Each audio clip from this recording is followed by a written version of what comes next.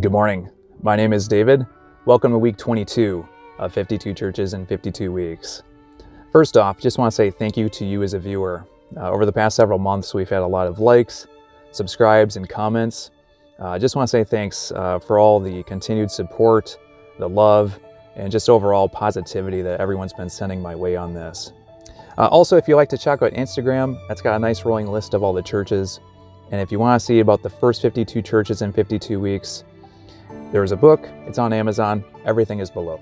So this past weekend, I visited Washington Island, Wisconsin to check out the Stavkirke. Several years ago, I had a friend, not the religious type, so I was surprised to hear this from him, but he asked me if I had visited the Viking Church. And I just was like, Viking Church? When I think of Vikings, I think of them ransacking villages and pillaging with their big axes and, mighty beards. Like, I can't imagine them going to church afterwards. There was something in Washington Island. It's in Door County. It's a touristy part of Wisconsin that had something called the Stavkirke, a stave church. And as I learned, it's an interesting transition period when it comes to Norway and the Scandinavian countries, because they were transitioning from that old Norse mythology and transitioning into Christianity. So with the Stavkirke, with stave churches, it represents an interesting time period, because what happened is you have some of the symbolism from the past with these dragons, and then they're mixing that and merging that into the new Christianity that's sweeping through the country at that time. So when I first saw the image of what this looked like, it looked more like a fortress, this black tarred fortress, than it did an actual church. So at one point, I decided to go out there a few years ago just to see what it looked like. And it was huge on the outside, but when you got inside, it was just so small. So unfortunately, they weren't doing church services at that time.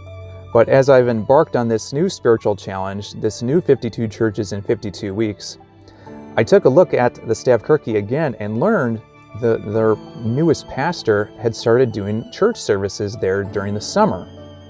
So this past weekend, the first weekend of October, it was going to be their last service there. So to make this visit work, it was a little bit tricky due to the timing of the service, because I had to be on the island and sleep overnight. There was no lodging, so I had to sleep in my Jeep to make this work. And I had a really great experience.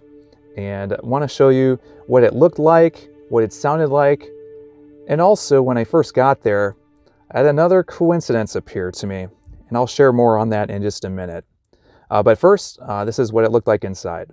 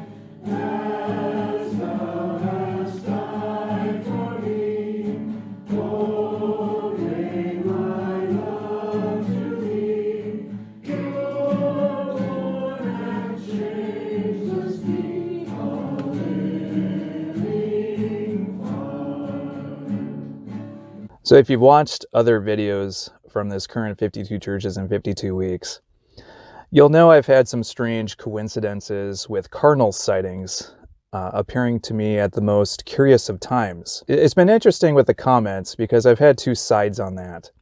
One side has been like, no, you're overthinking this, where it could be a spiritual mystery. It's all in your head. Just get your head in the Bible. I've had the other camp and I've had people reach out to me where it's like, yeah, like Cardinals, like it it's uplifting. There is some type of spiritual meaning to me with it. And I've had a lot of people also mention where it's like, no, birds are in the Bible. Day 5 of Genesis, birds and sea creatures, that day is devoted to them. Simon Peter, when it came to the rooster crowing 3 times. Noah and the dove. Jesus being baptized by John the Baptist, we had a dove there. Elijah and ravens. So there is biblical examples of birds appearing at curious times. I mentioned it in the first time for week 12 with Faith Haven, and I'll put one of those cards up here. And I had a strange appearance as well that was related to the Church of Jesus Christ of Latter-day Saints. I won't get into the whole story. I'll just put some cards up here if you want to take a look at those videos. With week 18 with Cross in the Woods, that one was really strange because it's almost, and I was kind of poking fun at myself when I was editing just because it just seemed too much. Like I'm having doves, maybe it was a seagull, I'm having crows cawing at curious times, I'm having strange dreams. I just kind of at that point, I was like, I'm done with this. I'm done with all this bird stuff. I'm done with the cardinals. If something else appears to me, great, but it's not going to be significant. Well, then I got to the Stavkirke on Saturday night. And as I'm walking in through their little pathway, guess what is standing just almost like waiting there?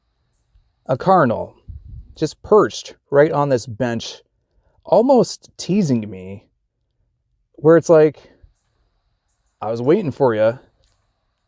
And I took out my camera. I started recording, so I do have visual proof on this sighting. And as I'm getting closer, sure enough, the Cardinal notices me and takes off. So make that what you want. Again, that's Cardinal sighting number 7 that has just scratched my head in terms of what is this? Why do I keep having Cardinals appear to me at these curious times? Like I was all over Washington Island that Saturday night and Sunday morning. I didn't see a single Cardinal. The only place it was right in front of the Stave church. So, yeah, I don't know. I have no idea why. It's just so strange. Let's get into the church visit. So I got there Saturday night at sunset just to kind of see if I could get some really neat pictures at dusk. And I noticed that the door was still open. And it was getting dark pretty fast. So it was giving off this kind of haunted in the woods type of vibe to it. And so I got closer and I decided to turn on my camera just to see what would happen.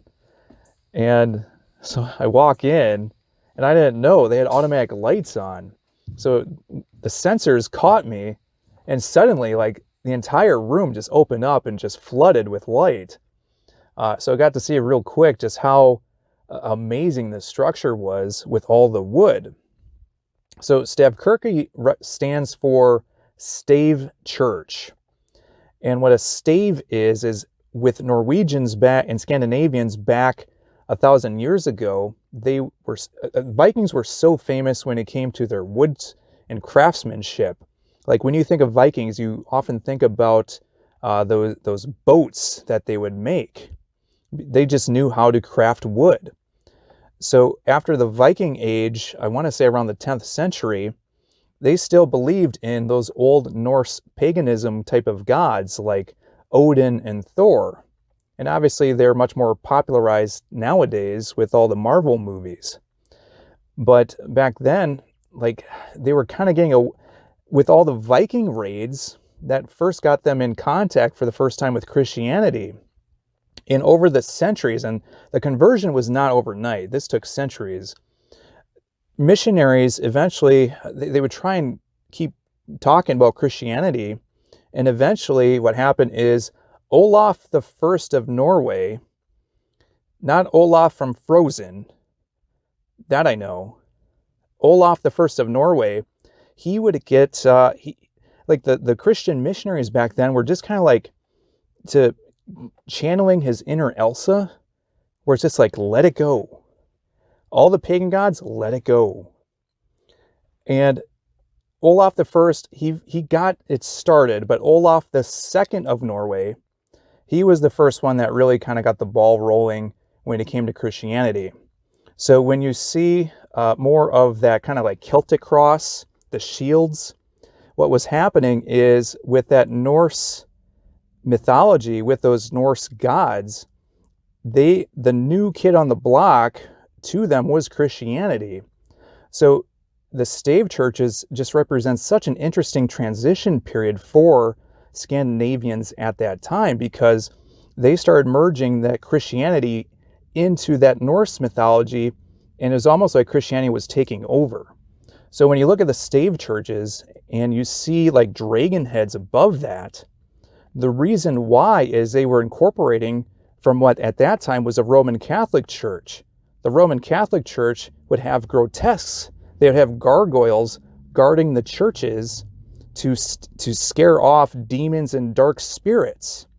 So you put a Norwegian twist on that. They were using dragons to kind of scare away any kind of demons or darkness so they wouldn't enter the church. That was the thought process back then.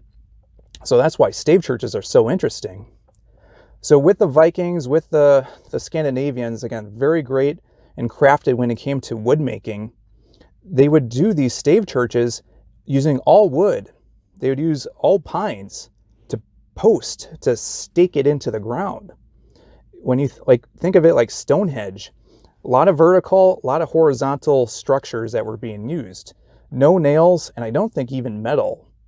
So when they'd finished a structure, and the reason that the Stavkirke is so black is they would tar it.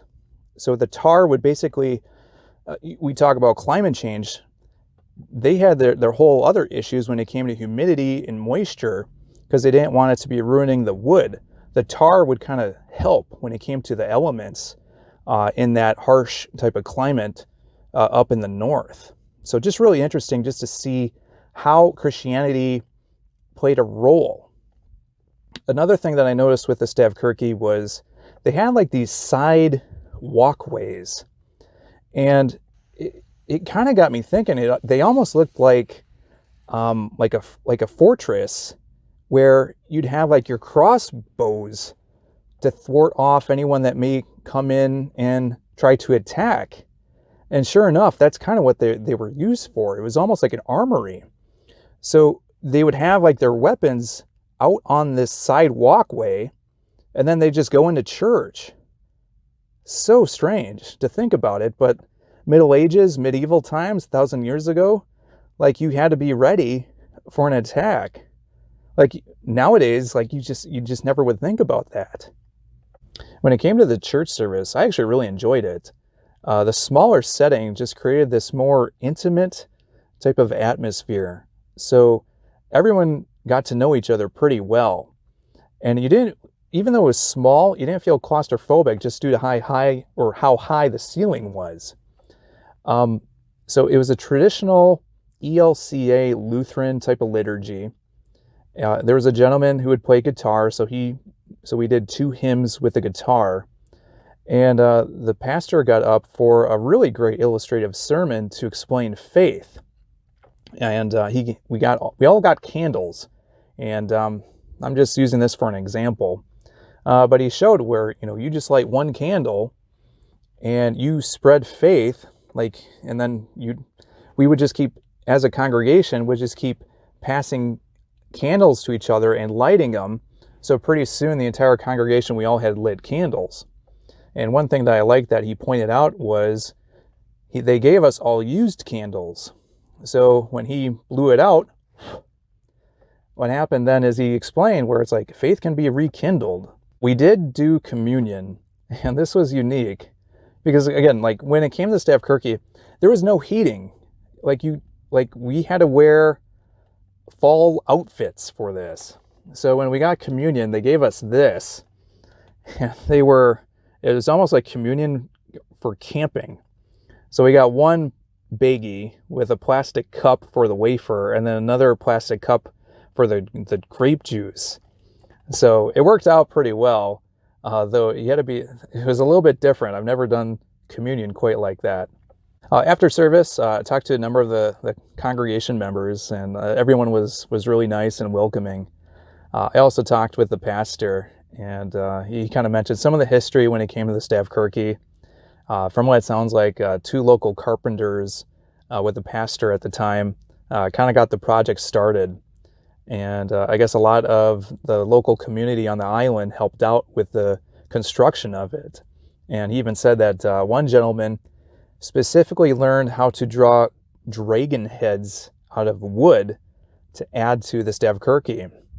So yeah, just really neat just to see what some people will do to honor God in a unique way, rather than just being in church.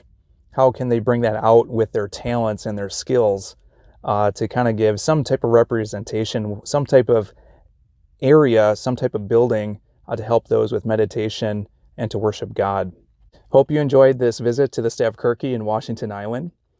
If you want to read about the first 52 churches in 52 weeks, you can check it out on Amazon. Information is below. And also, if you want to keep up to date with this spiritual journey, hit the like button and subscribe. Always appreciative for those that do. So thanks for watching, and hope you have a good one.